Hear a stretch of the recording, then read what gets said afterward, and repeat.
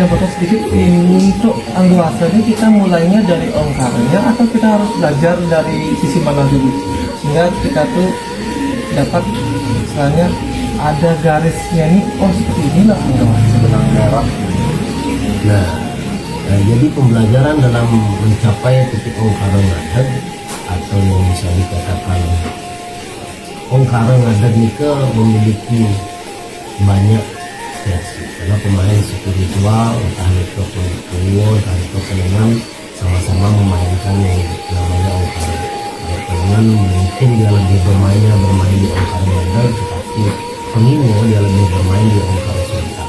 Jadi dasar ongkara itu napi sih sebenarnya kan begitu. Dasar ongkara itu adalah dari muatan aksara, dari 18 aksara itu diringkas menjadi 10 aksara yang menggunakan nama semuanya yang seperti silang beredar, dan itu diperas menjadi istilahnya panca aksara yang dimainkan oleh pemain penengan. Kalau pemain penengan lebih dia memainkan ke panca geningnya istilahnya, itu diperas lagi kembali menjadi Sri Aksara, dan itu diperas menjadi Dwi Aksara. Rusok lawan Perdana, pada saat Rusok lawan Perdana bermain, jadi sudah ada penciptaan. Jadi pada saat Nunggil jadi Siti dan terbentuklah ongkara. Jadi bisa dikatakan ongkara itu memiliki muatan yang sudah komplit dalam seluruh aksara.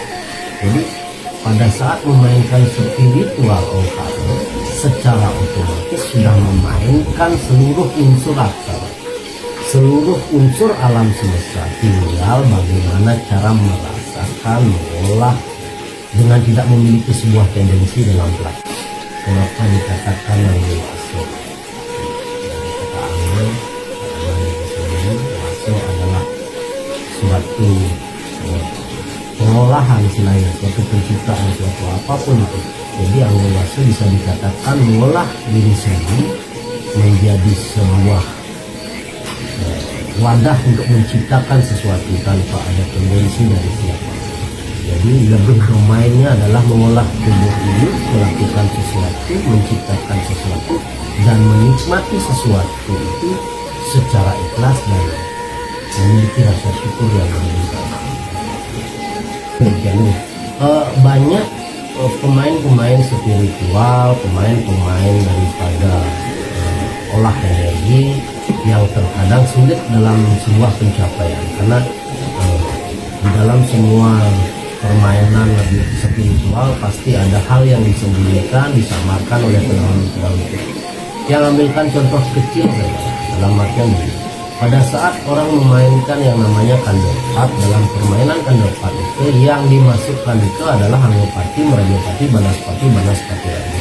Itu domainnya yang memang mau dimasukkan, memainkan peran semeton yang empat, tetapi secara pencapaian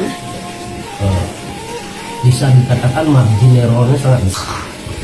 Bahkan ada orang sampai stres, bahkan ada orang yang memainkan tentang kandopat sampai gila. Kesalahannya di mana?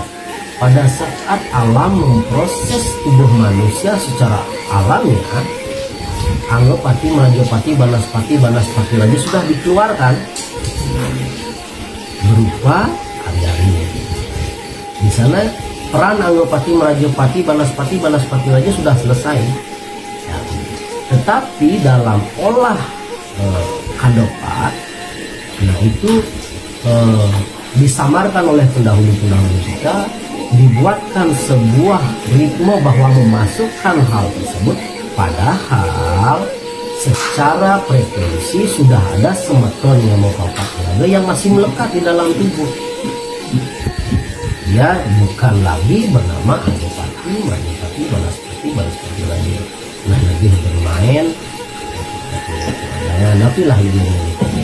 Nah, itu frekuensi semeton papat raga yang ada di dalam tubuh, dan tidak dibenarkan lagi memasukkan Anggopati, Merajapati, Banaspati, Banaspati Raja, karena dia kulturnya bermain di Buana Agung.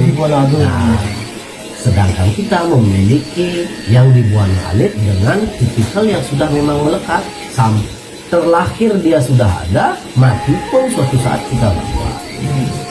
Tapi kembali Saat kita memainkan meditasi anluwasa, kita lebih memperdayakan diri sendiri.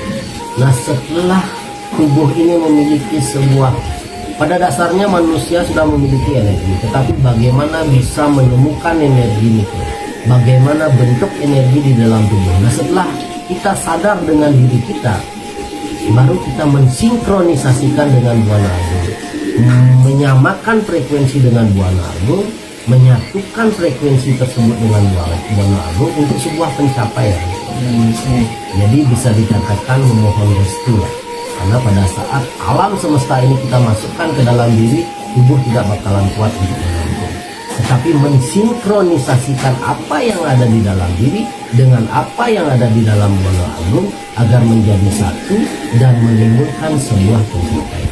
Dalam bermain spiritual, dalam bermain meditasi anluwasa, kenapa saya mengatakan bahwa minim kita harus bisa menekan tendensi.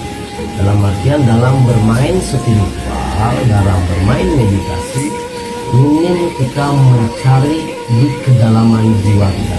Mencari di kedalaman jiwa berarti harus melepas segala yang kita miliki, segala beban yang selama ini ada dengan ikhlas, tanpa ada muatan apapun. Nanti setelah umpamanya kita menemukan istilahnya apa yang kita cari di dalam diri, baru kita munculkan ke pemikiran. Makanya wenten ingat lawan kelihatan. Nah, pada saat ingat ini bermain, berarti pemikiran bermain, dualitas bermain, berarti tendensi pasti selalu ada. Jadi apakah tendensi itu tidak dimainkan? Pada saat mengolah tubuh bermain meditasi, tendensi jangan dimainkan. Tetapi pada saat muncul sebuah pencapaian, tendensi harus